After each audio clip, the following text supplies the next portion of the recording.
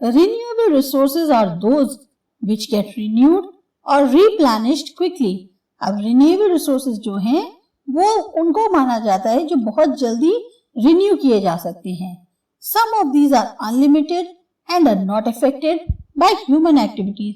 इसमें से कुछ ऐसे होते हैं जिनकी कोई लिमिट नहीं है और साथ ही साथ इनका ह्यूमन एक्टिविटीज के द्वारा भी कोई असर नहीं पड़ता. जैसे कि solar and wind energy.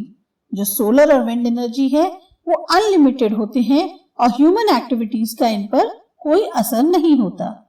Yet careless use of certain renewable resources like water, soil or forest can affect their stock. पर अगर हम लापरवाही से इन रिन्यूएबल रिसोर्सेज का यूज करते हैं जैसे कि पानी है, मिट्टी है या फॉरेस्ट, तो इनके स्टॉक पर असर पड़ सकता है. Water seems to be an unlimited renewable source. हमारे लिए पानी जो है एक अनलिमिटेड रिन्यूएबल सोर्स है, but shortage and drying up of natural water resources is a major problem in many parts of the world today. पर क्या हो रहा है कि जो नेचुरल वाटर रिसोर्सेज हैं वो या तो अब कम होते जा रहे हैं या सूखते जा रहे हैं, तो जिसकी वजह से ये एक बहुत बड़ी समस्या पूरी दुनिया में बनती जा रही है. Non renewable resources are those which have a limited stock. अब नॉन रिन्यूएबल रिसोर्सेज वो होते हैं जिनका स्टॉक बहुत कम होता है.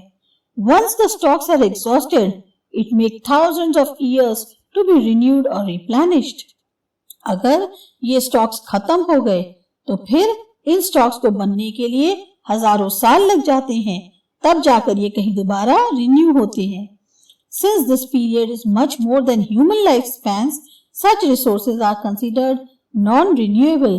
पर क्योंकि हमारा ह्यूमन लाइफ का जो स्पैन है यानी हम जितनी जिंदगी है हम लोगों की उस हिसाब से अगर कंसीडर किया जाए तो इनको इतना टाइम लगता है कि तब तक तो हमारी लाइफ भी खत्म हो जाएगी. तो इसीलिए इन रिसोर्सेज को नॉन रिन्यूएबल मानते हैं. Coal, petroleum and natural gas are some examples. और इसी वजह से इसमें जो आते हैं वो आते हैं कोल, पेट्रोलियम और natural gas. On the basis of the distribution resources can be ubiquitous और लोकलाइज्ड. अब फिर इनके डिस्ट्रीब्यूशन के हिसाब से रिसोर्सेज को हम यूबिक्यूटस या लोकलाइज्ड भी कर सकते हैं. Resources that are found everywhere like air we breathe are ubiquitous. अब जो रिसोर्सेज जैसे कि हवा है जो हर जगह पाई जाती है क्योंकि हम जब भी हो कहीं पर भी हवा में सांस ले सकते हैं, तो इनको हम रिसोर्सेज को यूबिक्यूटस कहते हैं. But those which are found only in certain places are localized like copper and iron ore. पर कुछ ऐसे हैं जो एक पर्टिकुलर प्लेस पर ही पाए जाते हैं, तो ऐसे को हम लोकलाइज्ड कहते हैं जैसे कि कॉपर या iron ore. The distribution of natural resources depends upon a number of physical factors like terrain, climate and altitude. अब ये जो डिस्ट्रीब्यूशन है नेचुरल रिसोर्सेज का ये जो डिपेंड करता है या इसकी डिपेंडेंसी जो है वो फिजिकल फैक्टर्स पे है, जैसे कि टेरेन कैसा है, वहाँ का क्लाइमेट कैसा है, कितने एल्टीट्यूड पर है.